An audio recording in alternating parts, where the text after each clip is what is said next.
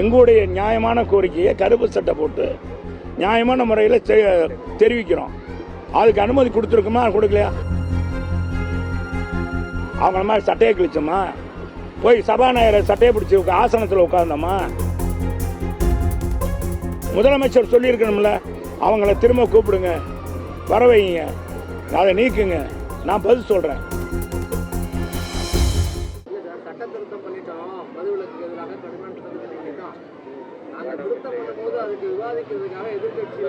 அதாங்க சரி, நீங்க சொல்றீங்களா இல்ல வெட்டி நீங்க சொல்ற நான் ஏத்துக்கிறேன்.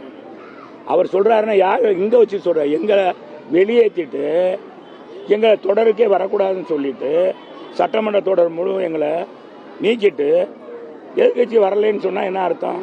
நான் என்ன சொல்றேன், இன்னத்தை நாங்கள் அவங்கள மாதிரி சட்டையை கிழிச்சோமா? போய் சபாநாயகர் சட்டையை பிடிச்சி ஆசனத்தில் உட்கார்ந்தோமா? கண்ணியத்தை கெடுத்தது எந்த இது மாதிரி சம்பவமே நடக்கலையே.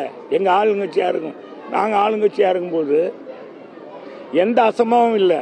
வேணுண்டே ஒரு அசம்பாவத்தை உருவாக்குன்ற திமுக கண்ணியமற்ற முறையில் பார்த்தா சபாநாயகர் ஒரு ஒரு பட்டியல் இனத்தை சேர்ந்த ஒரு சபாநாயகராக இருக்கிறவர், சபையின் நாயராக இருக்கிற தனபாலண்ணனை சட்டையை பிடிச்சி இழுத்துட்டு அதில் போய் உட்கார்ந்தவங்க தானே ரெங்கராஜனும் மற்ற அங்கே இருக்கிற அவங்களுடைய சட்டமன்ற உறுப்பினர்களும்.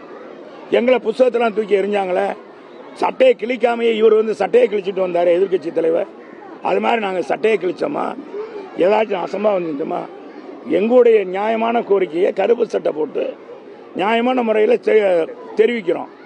அதுக்கு அனுமதி கொடுத்துருக்குமா கொடுக்கலையா? முதலமைச்சர் சொல்லியிருக்கணும்ல, அவங்கள திரும்ப கூப்பிடுங்க, வர வைங்க, அதை நீக்குங்க. நான் பதில் சொல்றேன்.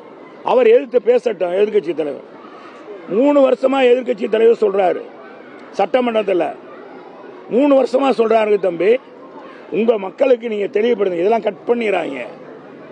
3 வருஷமா தொடர்ந்து சட்டமன்றத்தில் ஒழிச்சுக்கிட்டு இருக்காரு எதிர்கட்சி தலைவர். ஒரு எதிர்கட்சி என்ன செய்ய முடியும்? என்ன செய்யும்?